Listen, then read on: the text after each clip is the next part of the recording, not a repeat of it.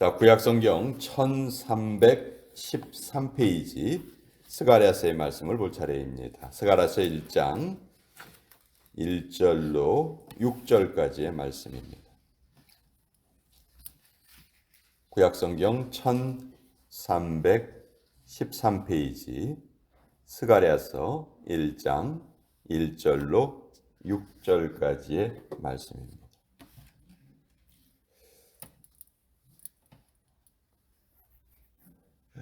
The book of Zechariah, chapter 1, verse 1 through 6, page number 1313.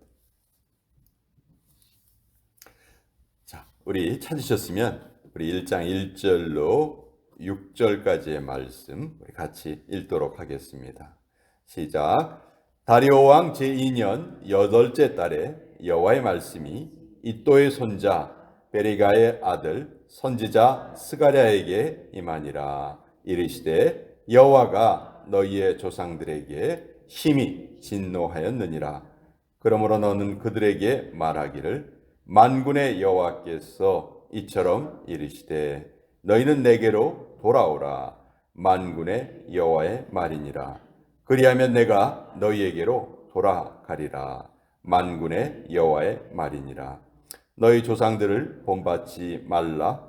옛적 선지자들이 그들에게 외쳐 이르되 만군의 여호와께서 이같이 말씀하시기를 너희가 악한 길 악한 행위를 떠나서 돌아오라 하셨다 하나 그들이 듣지 아니하고 내게 귀를 기울이지 아니하였느니라. 여호와의 말이니라. 너희 조상들이 어디 있느냐? 또 선지자들이 영원히 살겠느냐? 내가 나의 종 선지자들에게 명령한 내 말과 내 법도들이 어찌 너희 조상들에게 임하지 아니하였느냐?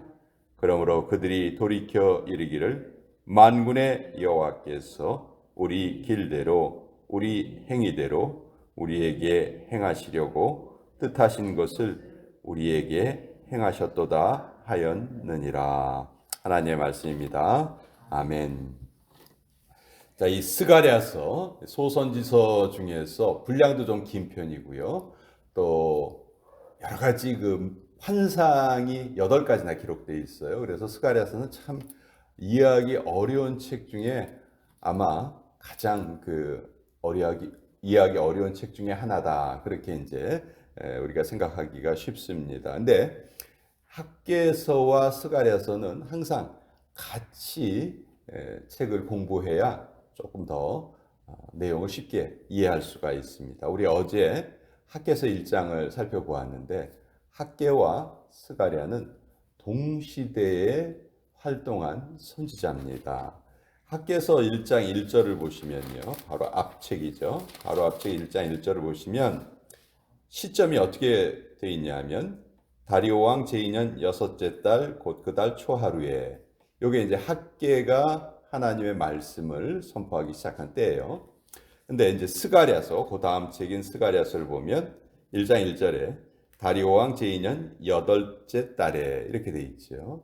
그러니까 학개 선지자는 같은 해에 6월 1일 날 하나님의 말씀을 전하기 시작을 했고 그보다 2달 뒤에 이제 스가랴 선지자가 또 하나님의 말씀을 전하기 시작해요. 그러니까 이 두 선지자는 동시대에 활동했다 하는 것을 우리가 알 수가 있어요. 성경에 이렇게 시점이 하나님의 말씀이 전해진 시점이 정확하게 기록되어 있는 경우는 그렇게 많지 않습니다. 근데 이제 학개서와 스가랴서 두 책은 이렇게 아주 정확하게 기록이 되어 있고 여기 다리오 왕 제2년이라고 되어 있는 이 시점은 연도로 따지면 기원전 520년이에요. 기원전 520년.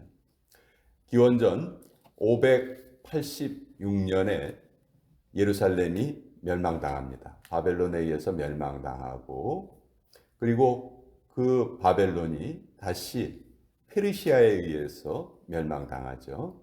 여기 다리오 왕은 페르시아의 왕이에요. 이 페르시아의 왕은 첫 번째 왕은 고레스 왕이었는데 이 고레스 왕이 바벨론을 멸망시키고 바벨론이 잡아온 포로들을 다 본국으로 돌려보내줍니다. 그래서 그때 유대인들도 예루살렘으로 돌아오게 되는 것이죠. 그 돌아온 사람들은 한 가지 사명을 가지고 돌아왔어요. 오랫동안 그 타지에서 살았기 때문에 예루살렘으로 돌아온다는 것은 결코 쉽지 않은 일이었습니다. 모든 것을 다 내버려 두고, 예를 들어서 우리가 지금 미국에 와서 몇십 년 살았어요. 여기 기반을 좀 잡았습니다. 근데 여기 있는 거 하나도 가져가지 못하고 그냥 다 놔두고 갑자기 한국 땅으로 돌아가서 산다. 거기 가서 아무것도 없는 데서 다시 시작해야 한다 하면, 여러분, 그거 정말 쉽지 않죠. 내가 그렇게 하겠습니다 하고 돌아갈 사람 그렇게 많지 않아요. 근데 그때 무려 5만 명이나 되는 사람이 그런 결단을 합니다. 그 결단은, 그 사람들이 했던 결단은, 우리가 예루살렘으로 돌아가서 무너진 솔로몬의 성전을 다시 우리가 세워야 되겠다. 그래서 우리 나라를, 하나님을 섬기는 우리 나라를 다시 세우자. 그 목적을 가지고 돌아왔어요. 근데 그 돌아온 시점이 기원전 537년 고어간에 이제 돌아오는데, 돌아와서 그런 소망을 품고 돌아왔지만 현실적으로 너무 어렵기 때문에 성전 건축이 계속 지속이 되지 못합니다. 그래서 한 1년 정도 건축을 하다가 무려 16년 동안이나 그대로 방치가 됐어요. 그래서 지금 시점이 기원전 520년이 된 겁니다. 537년에 돌아와서 1년 정도 공사하다가 16년을 쉬고 있었어요. 그러니까 이때 이 16년이 쉬고 있었을 때 이들은 자기들의 사명을 조금씩 잊어가고 있었습니다.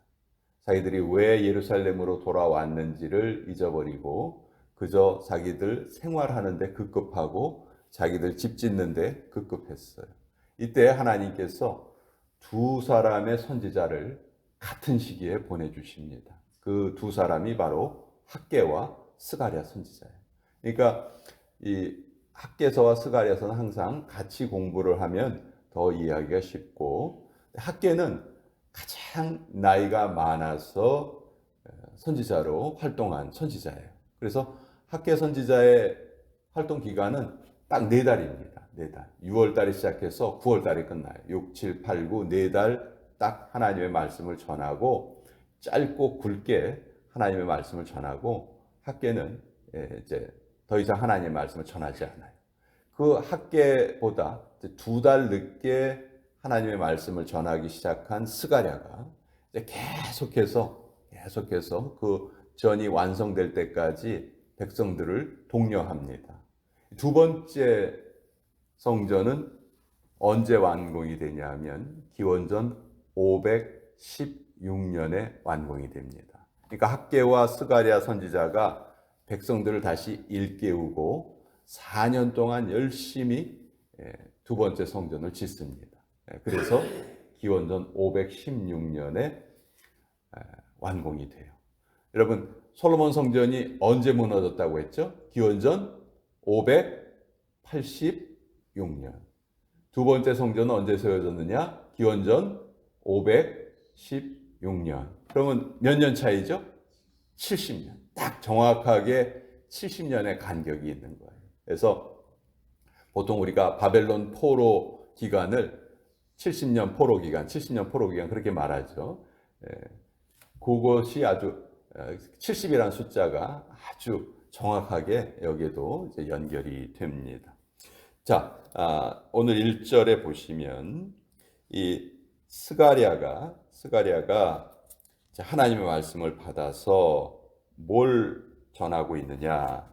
지금 이 시점은 백성들이 성전 건축을 멈추고 있는 때입니다. 이때 하나님께서 스가랴를 통해서 말씀하십니다. 2절에 여호와가 너희의 조상들에게 심히 진노하였느니라. 그러므로 여호와께서 너희에게 돌아오라 그렇게 말씀하셨다. 자, 이건 무슨 말씀인가? 지금 이 말씀을 듣는 사람들은 아까도 처음에 설명드렸던 것처럼 바벨론에 살고 있다가 거기에서의 모든 것을 다 버리고 유다 땅으로 돌아온 사람들이에요. 그러니까 정말 대단한 사람들이에요. 대단한 사람들인데 그들에게 하나님께서 다시 돌아오라 이렇게 말씀하시는 거예요. 아니 하나님, 저희들 모든 것을 다 버리고 여기 돌아와 있어요. 돌아와 있어요. 근데 저희에게 돌아오라고 하는 말씀이 뭡니까? 자, 지금 우리가 이렇게 예배당에 모여서 하나님 앞에 경배하고 있는데 하나님께서 우리에게 너희는 예배하여라. 너희는 경배하여라. 이렇게 말씀하신다면 우리가 뭐라고 그러겠어요? 아, 하나님 저 여기 예배 드리러 왔어요. 경배 드리러 왔어요. 저 여기 있는 거 안 보이세요? 이렇게 우리가 반문할 수 있겠죠. 하나님 왜 똑같은 이 말씀을 이미 돌아와 있는 이 사람들에게 주시는가? 이들은 이미 돌아와 있기는 하지만 그 마음은 돌아온 이유를 잃어버린 거죠. 그렇죠? 왜 돌아온 거예요? 하나님의 전을 짓기 위해서 돌아왔는데 지금 뭐 하고 있어요? 그거 까맣게 잊어버리고 있어요. 까맣게 잊어버리고 있어요. 그러니까 하나님께서 다시 그들에게 그들의 사명을 다시 한번 알려주시는 거예요. 그래서 돌아와라, 돌아와라. 그래서 4절에 너희 조상들을 본받지 말라. 왜 첫 번째 그 너희가 그렇게 자랑했던 솔로몬 성전이 왜 무너졌는지 잊어버렸느냐? 그들이 나의 말을 순종하지 않아서 그런 비극을 겪지 않았느냐? 근데 너희는 그렇다면 그것을 잘 알고 있는 너희는 이제 똑같은 비극을 겪어서는 안 되지 않느냐? 근데 너희도 지금 자기의 사명을 잊어버리고 그렇게 딴짓을 하고 있으니 너희가 과연 몸만 돌아와 있지 마음까지 돌아온 것이라고 할 수 있겠느냐. 그래서 스가랴를 통해서 하나님께서 이들을 깨우고 있으신 거죠.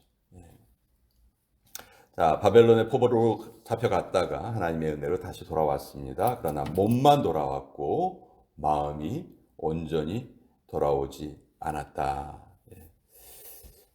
우리도 마찬가지예요. 우리가 하나님을 늘 섬긴다고 말하지만 과연 우리의 마음이 늘 하나님께 모아져 있는가? 그건 우리가 날마다 우리 자신을 살펴야 되고 거기에 대한 대답은 정말 나만 알고 있어요. 나하고 하나님 사이만, 하나님과 나 사이만 그것을 알고 있죠. 그리고 하나님은 우리의 삶에 대해서 지극히 관심이 많으시고 오늘도 우리의 마음이 하나님께로 모아지기만을 바라고 계시는 거죠.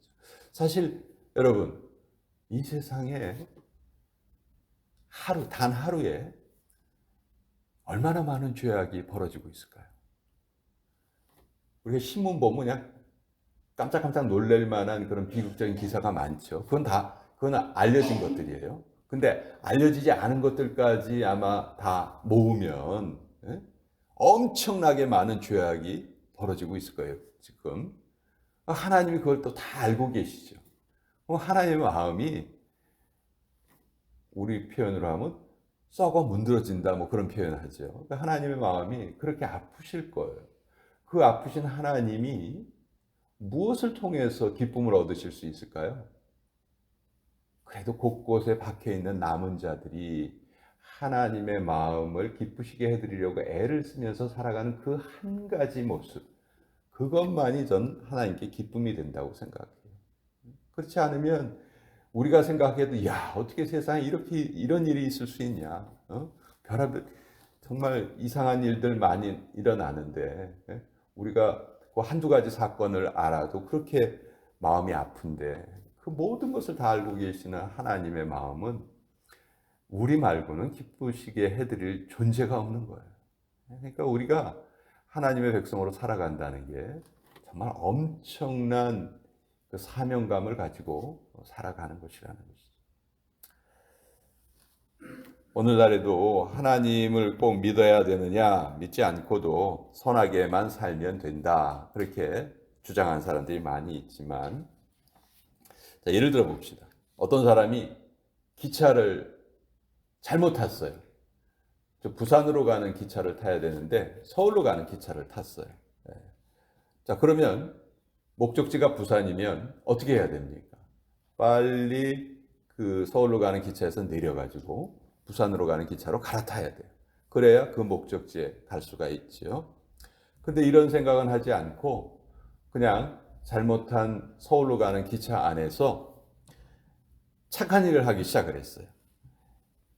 기차 안을 청소해주고, 약한 자들이 있으면 좀 도와주고, 배고픈 자가 있으면 좀 음식도 사주고, 많은 선행을 베풀었습니다. 기차 안에 승객들이 또 그의 선행을 칭찬했어요. 그리고 기차가 도착을 했습니다. 어디에 도착했을까요? 자기가 원했던 곳이 아닌 다른 곳에 도착을 한 것이죠. 우리 인간의 삶이 이와 비슷해요. 우리는 결국 하나님의 품 안인 천국으로 가야 하는데 그곳으로 가는 길은 딱 하나, 예수님을 믿는 것 외에는 없습니다. 예수님을 믿지 않고 아무리 선하게 살려고 애를 써도 종착역은 다른 곳이다. 그 다른 곳에 도착했을 때 거기에 대한 심판은 성경이 분명히 말씀하고 있는 것이죠. 그래서 스가랴서의 말씀을 통해서 우리가 알 수 있는 것은, 첫 번째, 우리가 이 자리에 와 있기는 하지만 몸만 와 있는 것은 아닌가. 정말 마음이 우리 하나님 앞에 와 있는가. 그리고 오늘 우리가 이 땅을 살아가는 이유가 그 인간의 죄악 때문에 그렇게 슬퍼하시는 하나님의 마음을 조금이라도 시원케 해드리려는 그 한 가지의 목적을 이루기 위해서 우리가 살아간다. 그것을 이룰 사람은 우리밖에 없다는 것이죠. 그래서 우리가 살아가는 길이 바로 하나님이 정하신 그 복의 길이다. 하나님의 품 안으로 돌아가는 길을 오늘도 우리가 같이 살아가야 한다 하는 것을 같이 또 알아보았습니다.